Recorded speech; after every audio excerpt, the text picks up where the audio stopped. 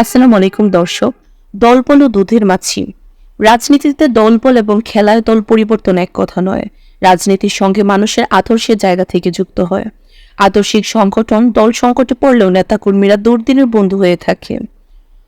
প্রয়োজনে জেল, জুলুম, নির্যাতন স্বীকার করে আদর্শিক লড়াইয়ের অংশ হিসেবে এই বাস্তবতা তারা মেনে নেয়। অন্যদিকে খেলায় যে দল বেশি অর্থ দেয় সেদিকে খেলোয়াড়দের যোগ বেশি থাকে। খেলার পারিশ্রমিক হিসেবে যেটা ন্যায্য হতে পারে, কিন্তু রাজনৈতিক দলে যারা দুধের মাছি অর্থাৎ সুসময়ের বন্ধু এবং দুঃসময়ে পাশে থাকে না, তাদের নিয়ে প্রশ্ন ওঠাই স্বাভাবিক।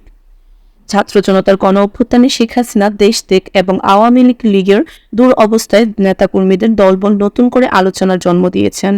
সিলেটের ছাত্রলীগের এক নেতা জামায়াতের ইসলামী যোগদানের ঘটনায় সামাজিক মাধ্যমে অনেকে বিস্ময় প্রকাশ করেছেন। বিস্মিত হওয়ার কারণ হলো আদর্শিক দিক থেকে সংগঠনের দুই মেরুতে অবস্থান করছেন। আওয়ামী লীগের গত ১.৫ দশকে যে জামায়াত ইসলামী নির্যাতনের শিকার হয়েছিল, সেই দল ঠিক এই সময়ে ছাত্রলীগের নেতা যোগ দেওয়ার ক্ষেত্রে শুরুতে পিঠ বাঁচানোর বিষয়টি মনে আসবে। এক ঘটনার পর জামায়াতের ইসলামী আদর্শ দলটি যোগ দেওয়ার বিষয়ে বিধিনিষেধ আরোপ করেছেন। দল ছাড়ছেন আওয়ামী লীগের নেতা শিরোনামে প্রতিবেদনে অবশ্যই তারা কোন দলে যাচ্ছেন সেটি উল্লেখ নেই।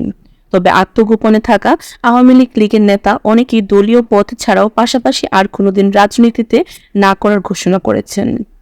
এই সময় আওয়ামী লীগ নেতারা কেন আত্মগোপনে, কেন দল ছাড়ার ঘোষণা দিচ্ছেন তা অনুবাদন করা কঠিন নয়।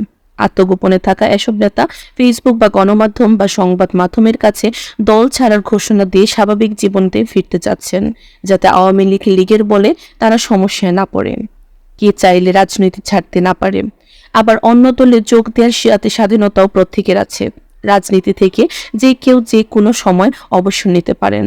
একই সঙ্গে আদর্শিক অবস্থান পাল্টালে বা অন্য দলের আদর্শে সে তাদের সংগঠনে যুক্ত হতে পারে, কিন্তু সময়ের গুরুত্ব।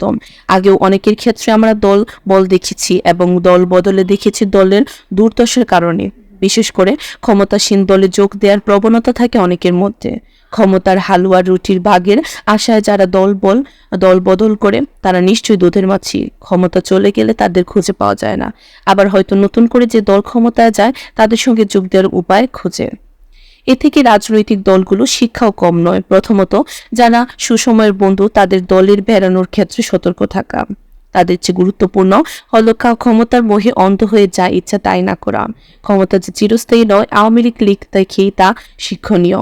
দলটির নেতাকর্মী অনেকেই দীর্ঘদিন ক্ষমতায় থাকার কারণেও বেপরোয়া হয়ে ধরা বা সাধারণ জ্ঞান করতেও কূটনীত হয়নি।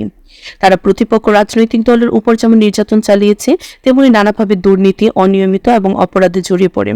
মানুষ তাদের উপর অতিষ্ঠ হয়ে স্বতঃস্ফূর্তভাবে ছাত্র আন্দোলনে যোগ দেয়। আওয়ামী লীগের পতনের পর জনরূপের ভয়ে এখনো দলটির নেতাকর্মী অনেক জায়গায় আত্মগোপনে আছেন। বাঁচার স্বার্থেই তাই কেউ দল ছাড়ার ঘোষণা দিচ্ছে কিংবা অন্য দলে যাওয়ার চেষ্টায় তারা হয়তো অনেকে। যারা রাজনীতি করে তারা দেশ এবং দেশের সেবা করার কথা বলে। তাদের কাছে নিজের উন্নতির চেয়ে দেশের উন্নতি মুখ্য হওয়া এবং ক্ষমতার পাওয়ার পরেও সেই লক্ষ্য কাজ করা উচিত।